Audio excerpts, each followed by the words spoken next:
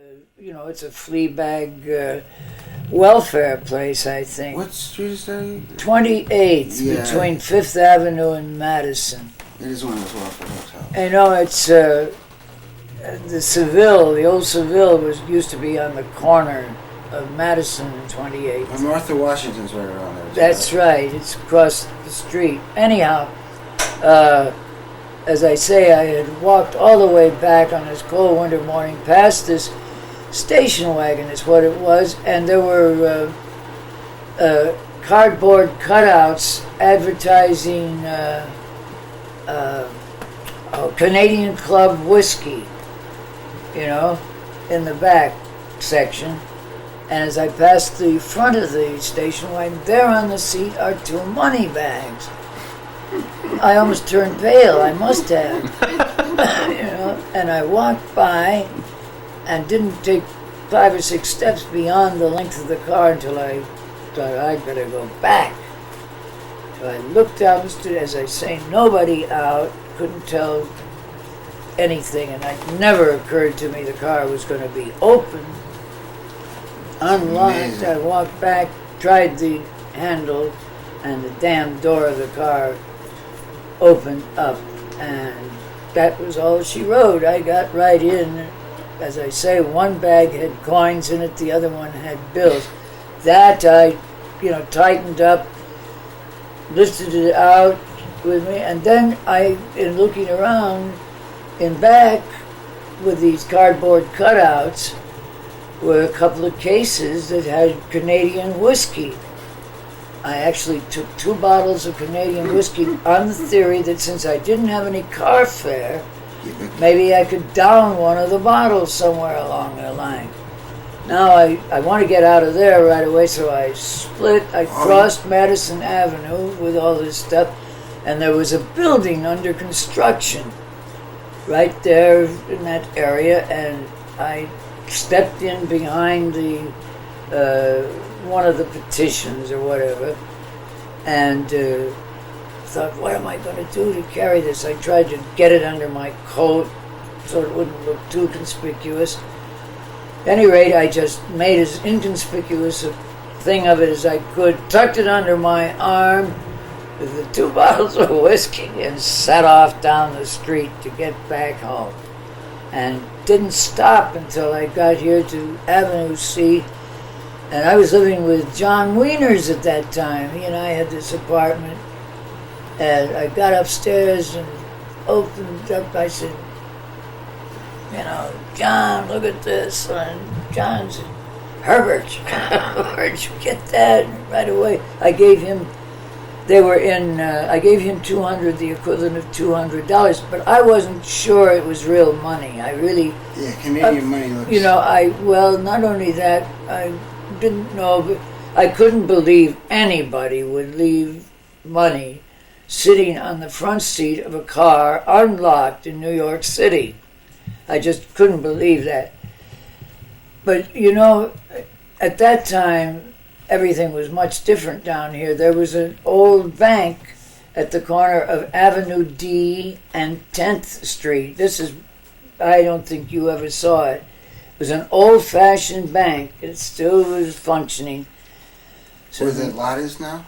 Yeah, it's a lot. There's a sort of that school occupies part of the grounds. Mm-hmm, mm-hmm. It's on the north west corner of 10th and D. Okay. So be all that. I took a few different denominations. There were 10s, and I don't know, there were a lot of singles and stuff like that. And I thought, well, I'm going over to the bank and see if they have foreign exchange. And sure enough, I walked in there and I told them that someone had left me these bills, that as a gift, and I wanted to know if they were, the real thing. I got 92 cents on every dollar. Wow. Jesus Christ. 92 cents. There was $4,000 in that thing, or the equivalent thereof. Beautiful. Yes, that's I took I took Janine up to Canada with me, and a fellow called Joel Markman. So I tried to cash it around here. you had to do that real. You didn't Well, I didn't take it all at once. Yeah. I looked in the paper Nothing every in the day paper. for several days to see if there wasn't something mentioned about it, but it wasn't. I went over to it's now the George Washington at Washington Square. Uh-huh. I checked it. It was the old Earl Hotel, and I just $200 a day or $300, whatever I felt like. I had some nice things. I got myself a very neat briefcase, brown leather, and Bill Heine, who was the local wizard at that time, had dyed a piece of silk crepe cloth about maybe 4 by 4 square. It was so beautiful, gray and black, and I wrapped that around my briefcase and I kept it in the closet there, but I'd go in there and take out what I wanted, go down and get it changed. First I used the bank on the corner of Waverly and 6th Avenue, then I looked for some other banks. And finally, I talked to the guy at the desk who knew me a little bit anyway. And one day I went down with $100 worth of it, and he started exchanging, and giving me American cash for it. But I bought myself a suit, and I bought myself an overcoat and some fine shoes and haberdashery. And A hat? Did you buy yourself a hat? Oh, yes. And a pair of elegant gloves. And then I got Janine, and she was in a nasty mood. I had to almost drag her into a store on St. Mark's or on 8th Street, but I got her a stunning outfit. And put her in the hotel with me there. She was just a kid at that point. She was just a young woman, yeah. She wasn't exactly a kid by then, but this was a few years after I'd first met her. But when it got around to, I really wanted to get that cash. So first of all, I thought I was going to go to Spain, but I didn't like the feedback I got from the airlines and so on about this, that, and the other thing. And I really didn't know too much about what to do.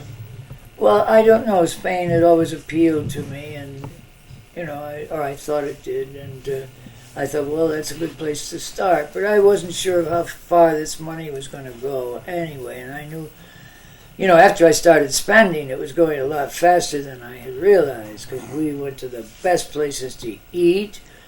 I didn't worry about the rent at the hotel. I got all the service I wanted, and I entertained Janine. Nothing would do but get the best for her. She wanted to go home and spend Thanksgiving with her family. I sent flowers and the whole works, And she needed to rest anyway. She'd been doing a lot of speed, and a little horse, all that sort of stuff. Yeah. So what I did is decide that I'd go up to Canada and spend it in Canada. So I got Janine, myself, and a fellow Queen that I knew who was a very sweet guy. Once I'd taken a bus, and he was the only one that was interested in making sure that I had cigarettes and everything. I laid up, I got, I didn't do any time. I was picked up on a phony something or another, I don't know. At any rate, I got out when I finally went to court, and he was right there in the courtroom waiting to make sure that I had something to eat. Took me straight over to Chinatown, fed me, bought me cigarettes. Wow. Everything. And that was Joel, so I sure owed some consideration to him. And he was on the scene, so the three of us set off. And we took a bus.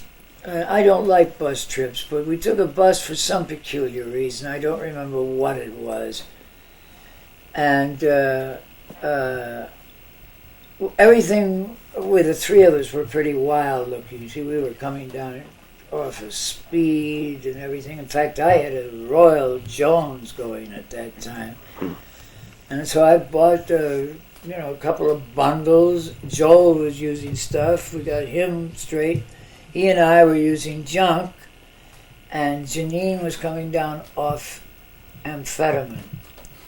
And the three of us really made a spectacle on the bus. And we rode all the way to the Canadian border. And when we went into the customs office, first of all, I had all this cash packed away, and I just didn't know how I was going to get through with that without having some kind of story. And Joel had packed part of his suitcase full of all the beat books, Junkie, all of Burroughs, a lot of Ginsberg, all new books, stuff like that, which was considered pornography at that time. Yeah. Oh, they were raising holy hell about this stuff. There's the trial and everything. Right? Yes. And when they fortunately he went through customs before me. They took one look at those books when they opened his case and wanted to know what he intended to do with them. He said, well, I brought them up to show the various bookstores what's happening in the States, blah, blah, blah. He had a good story. They said, oh, no, you're not taking this through. So they wouldn't let him through. And now they hadn't talked to Janine, and she was the youngest, a young girl sitting there. And she was at this point where she was ready to tell everybody to piss off and leave her alone. She'd taken off her shoes because her feet were bothering her. This is midwinter. And people were really, casing her. And me, with my sort of, ambience, I guess they wanted to know what I was going up to Canada for. So I'm going up for a vacation. Were you holding at the time? The stuff I told you, I had 2 full bundles of junk. And, all this money, they were going to want to know where I got all that Canadian money. I had changed some of it into American cash, so, I knew I was going to run into some difficulty, but I didn't want to be caught with, a few $1,000s worth of Canadian money. At any rate, they wouldn't let us through. Now it's almost 5 o'clock in the morning when we got there, and I didn't really know which way. It was Elizabethville. We were passing through a little town called Elizabethville. Half the town is in Canada and half the town is in the States. Yeah. So as we turned around, I said, well, let's see if we can't find some place to, shack up and go back to New York. And as we walked out the door, there was a young guy in a taxi. And he had watched the whole procedure. He said, what's the trouble? I said, well, they won't let us through. Where is a hotel? He said, come on, I'll take you to a place. And sure enough, he took us to this beautiful little inn right off the border of Canada. We ate steaks. His wife cooked steaks for us for several days. Janine had a great, big, beautiful room for herself, looking out on a field with a big tree in front of it, a stream. She slept for 2 days. She didn't get out of the sack. And Joel and I had the other room, or another room, and, we just really lived it up. They cooked beautiful breakfasts for us, whatever we want. We slept as late as we chose. There was no question about us at all. He and his wife were so great. They were just starting this little business going, this inn for hunters and people like that who would come up. But very accommodating. And the wife could burn too. She would cook, huh? Oh, could she cook? Oh, man. Pies, she baked special pies. She'd ask us what we wanted. We scoffed unbelievably. I mean, it was just beautiful. All served so nicely and cooked there. And no problem about the money whatsoever. He accepted Canadian money without any question. And when we ran out of stuff, don't you know, he drove me over to the train because he didn't know what I was going to do, but they stayed there, and he drove me over to the train, and dig this, I got on the train to go down to New York so I could get back down here copping, and I was coming right back up. As I was getting on the train, the customs people from Canada were just getting off. They'd gone through their inspection on the train. They were getting off in Elizabethville to go back into Canada. And I got on the train. I rented a little, one of those little roomettes or whatever they're called. Right. Shot up in there. Went to sleep until I hit New York. Got New York in the morning. Grabbed a cab. Went straight to my connection. Picked up another bundle or whatever I got. I know I got plenty. Went right back up, and they were waiting for me. And we stayed 2 more days. We walked. Joel and I walked all over.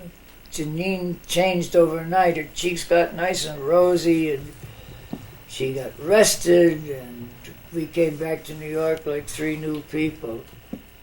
Yeah, that can do Oh, boy, wasn't that a beautiful trip. Then we checked into the Earl again. I still had cash. Beautiful. We checked into the Earl. One morning, Joel took $100 and disappeared. And Janine and I finally, she had met Fernando, her lover, again. And shortly after that, she and Fernando went to Tel Aviv. And he was accepted by the Jewish Art Museum, his paintings and so on. And they lived there for a while, and then Was they he went. the one that? He's the one that OD'd, and that she came back. Then she came back to New York. God, that was so sad. But anyway, we had one hell of a good time out of that money. Well spent, huh? Well spent, you can believe me. You never know, man. You never That's know what's right. gonna- There it was. I didn't have fuck all, and I love that. I love that story. I do too, because it gave me a lot of faith. Yeah.